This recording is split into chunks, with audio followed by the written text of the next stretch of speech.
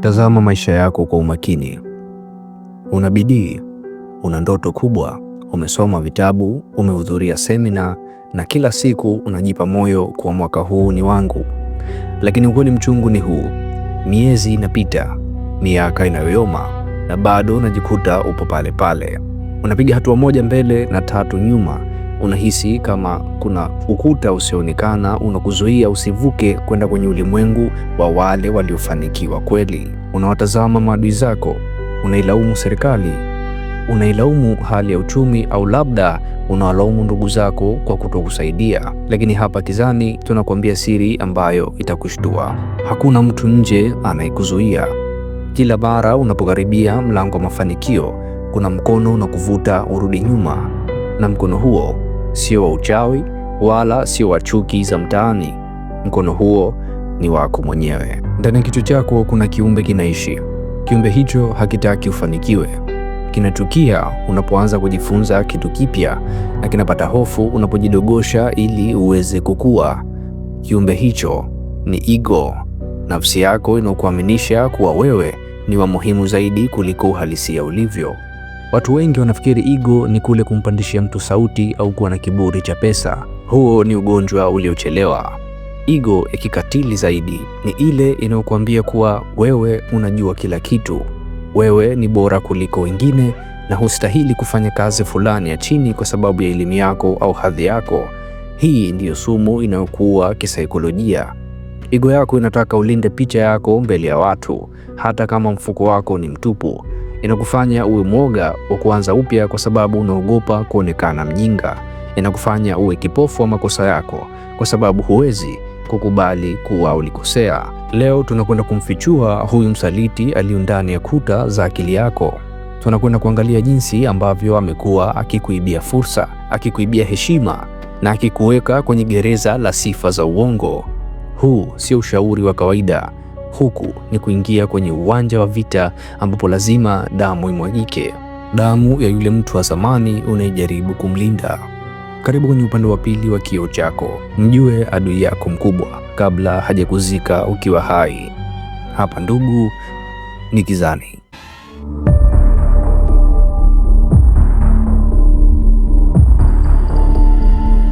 Hebu angalia kinachotokea pale unapoamua kuanza safari mpya. Labda ni biashara, labda ni mradi wa sanaa, au labda ni uamuzi wa kuacha tabia fulani. Jambo la kwanza unalofanya ni nini? Unakimbilia kuambia marafiki zako, unaposti kwenye status yako ya WhatsApp, unazungumza kwa msisitizo kuhusu jinsi vitu vikubwa vinavyokuja. Kisaikolojia, unavyozungumza kuhusu mipango yako, ubongo wako unazalisha dopamine, kitu ambacho kinakupa hisia ya ushindi. Ubongo wako unajidanganya kuwa tayari umeshashinda kwa sababu tu watu wamekusifia au wamekupa likes. Matokeo yake ni nini? Unapoteza ile njaa ya kweli ya kupambana. Unakuwa umetumika nishati yako yote kwenye maneno na huna kitu kilichobaki kwa ajili ya matendo. Ego yako inataka sifa sasa hivi bila kulipa gharama ya jasho. Inataka uonekane mjanja wakati bado hujapiga hatua ya kwanza. Kumbuka, mtawala hatangazi vita. Mtawala anashinda vita, kisha ulimwengu unagundua kile kilichotokea. Mtego mwingine wa kiakili wa huyu adui aliyoko ndani yako ni kukufanya uone kuwa wewe ni mkubwa kuliko nafasi ulionayo sasa. Ego inachukia kuwa mwanafunzi, inachukia kuanza chini, inakwambia kuwa wewe una kipaji, una elimu na unastahili kuheshimiwa. Hivyo huwezi kumsikiliza mtu mwingine au huwezi kufanya kazi zile za chini. Hapa ndipo mafanikio yanapofifia.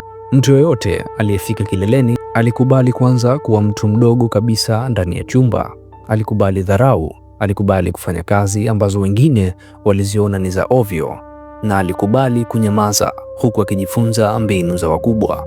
Ego inakuogopesha kwa dharau, inakufanya uwe na kiburi cha umaskini, kiburi kinachokuzuia usione fursa kwa sababu unajihisi unajua kila kitu.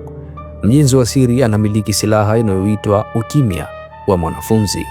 Yeye hataki kuonekana mwerevu, anataka kuwa mwerevu. Hataki sifa ya kujua, anataka mamlaka ya kumiliki. Anakaa kwenye vivuli akivuna siri za wakubwa huku akionekana mnyonge, wakati ndani yake anajenga mashine ya maangamizi. Acha kuitetea hadhi yako sasa. Hadhi ni mtego unaokuweka gerezani.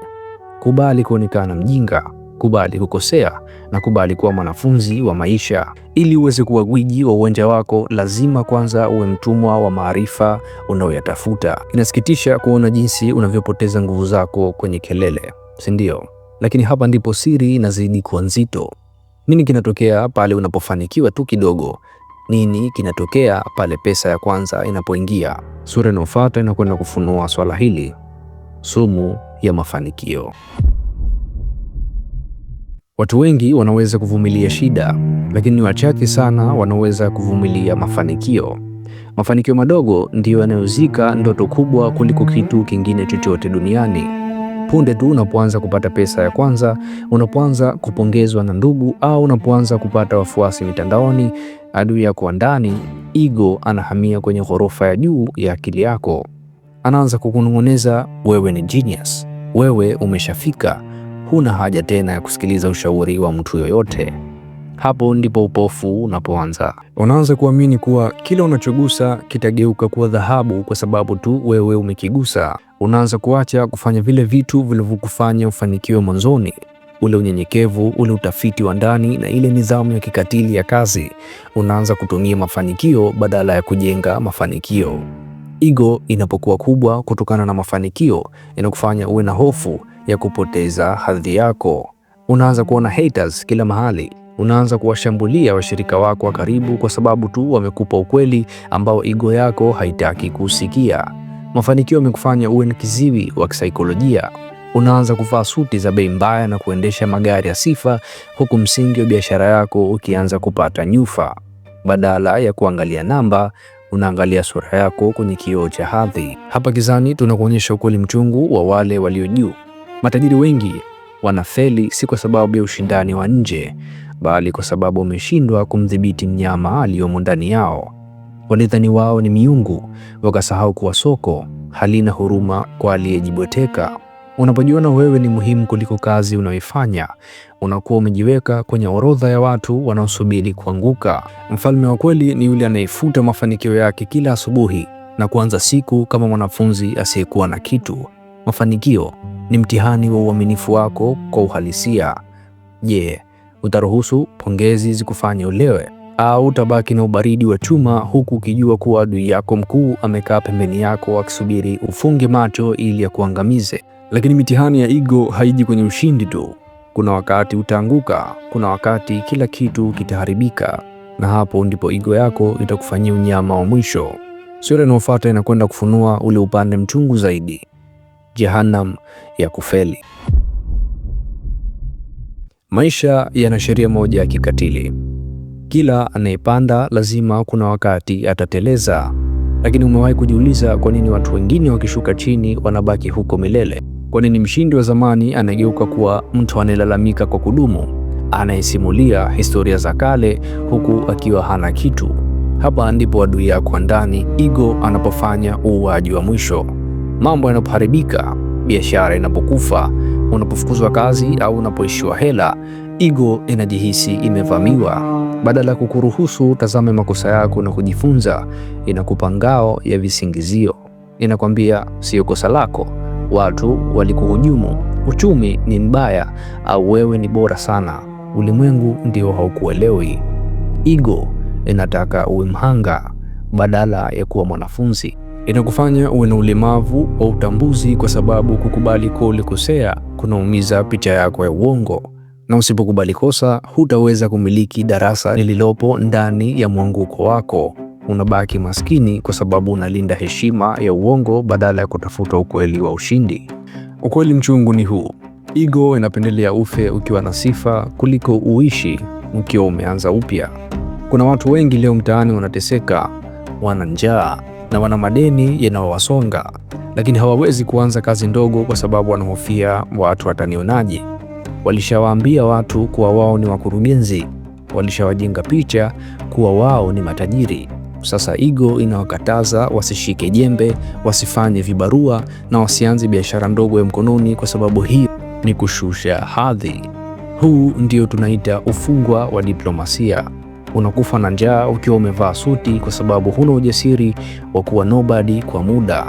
Mtawala wa kweli anajua kuwa hadhi ni vumbi linalopeperushwa na upepo.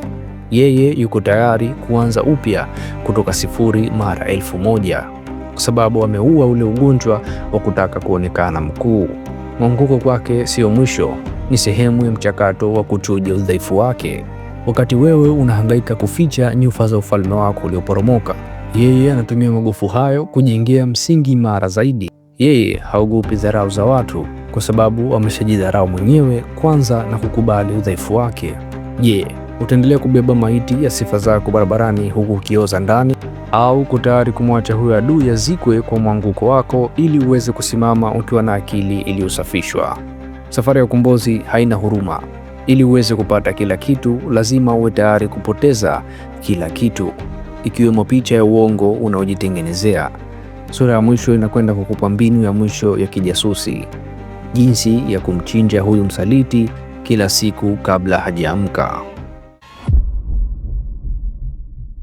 Sasa unajua msaliti huyu ni nani, lakini hapa Kizani hatuishii kwenye nadharia. Unahitaji kisu mkononi mwako ili umchinje huyu adui kila asubuhi kabla hujashika hatamu za maisha yako. Mbinu ya kwanza kikatili ya kuua ego inaitwa ujasusi wa utumishi. Ego yako inakuambia kuwa wewe ni mkuu, hivyo unapaswa kuhudumiwa. Mtawala wa siri anafanya kinyume chake, anatafuta watu wenye nguvu kumshinda na anajitolea kuwa turubai la mafanikio yao. Anawasaidia kupata wanachotaka, anasafisha njia zao na anawafanya waonekane bora zaidi. Huu si unyonge, huu ni ujasusi wa hali ya juu. Unapokuwa turubai, unajifungulia milango ambayo ego yako ingeifunga kwa kiburi cha kijinga. Unapata nafasi ya kukaa kwenye meza ambazo hukuandaliwa kiti. Unajifunza mbinu za washindi na unajijengea mtandao wa mamlaka huku ukiwa invisible. Kwa kumuua mfalme wa uongo ndani yako, unakuwa mmiliki wa ufalme wa kweli. Mbinu ya pili ni uwaji wa pongezi. Ego yako inakula sifa, inataka uonekane, inataka upigiwe makofi, lakini sifa ni kama sukari, inakupa msisimko wa muda mfupi, lakini inaozesha nidhamu yako. Kuanzia leo, anza kuifanya kazi yako gizani. Usitafute kuonekana, fanya kazi kama ibada ya kimya kimya. Wacha matokeo yako yapige kelele, huku wewe ukibaki na ubaridi wa chuma. Unapoacha kuhitaji sifa, unakuwa kiumbe asiyegusika. Adui hawezi kukutega kwa kukusifu na hawezi kukuumiza kwa kukudharau. Umekuwa nondo inayokula mbao za mfumo bila kutoa sauti. Safari hii ya kumuua adui aliyeko ndani yako ni ngumu. Ni safari ya upweke na maumivu ya kisaikolojia, kwa sababu unalazimika kujivua utu uliobeba kwa miaka mingi. Lakini kumbuka, upande wa pili wa kifo hiki kuna uhuru ambao huwezi kupata shuleni wala kanisani. Kuna mamlaka ya kweli juu ya maisha yako. Ili uweze kukamilisha uuaji huu na kuanza kupiga hatua ambazo ulimwengu utazishangaa, unahitaji mwongozo wa kiufundi. Unahitaji mbinu za siri za jinsi ya kuikabili nafsi yako kila siku bila kurudi nyuma. Ndio maana nimekuandalia mwongozo mchungu na wa kikatili, kitabu ambacho kitakufundisha jinsi ya kumzika msaliti wako wa ndani. Kitabu hiki nimekiita Kifo cha Ego. Ndani yake nimechambua sheria za kijasusi za jinsi ya kubaki mwanafunzi milele, jinsi ya kugeuza mwanguko kuwa ushindi, na jinsi ya kujenga mamlaka yako kutokea kwenye vumbi la unyenyekevu wa kimikakati. Huu sio mwongozo wa kukufanya ujisikie vizuri. Huu ni mwongozo wa kukuua ili uzaliwe upya. Kama uko tayari kumuua adui anayekuzuia usipige hatua na unataka kupokea ufunguo wa utawala wa kweli, chukua hatua sasa hivi. Tuma neno la siri kifo kwenda WhatsApp namba hiyo. Mwongozo gharama yake ni nafuu, kwa sababu unataka kila mfuasi wa Kizani aliyochoka kuzunguka kwenye duara la umaskini apate silaha ya mwisho. Kumbuka, hakuna kiti cha enzi kilichowahi kukaliwa na mfalme aliyejaa sifa. Viti vya enzi vinamilikiwa na wale waliokubali kuanza kuwa wadogo ili baadaye waweze kuwa wakubwa wakitawala kila kitu. Usisahau kulike, kusubscribe na kushare video hii kwa yule rafiki yako unayejua ana uwezo mkubwa lakini amenaswa na pingu za sifa. Hapa ni Kizani, sehemu ambayo siri na elimu nzito hufichuliwa.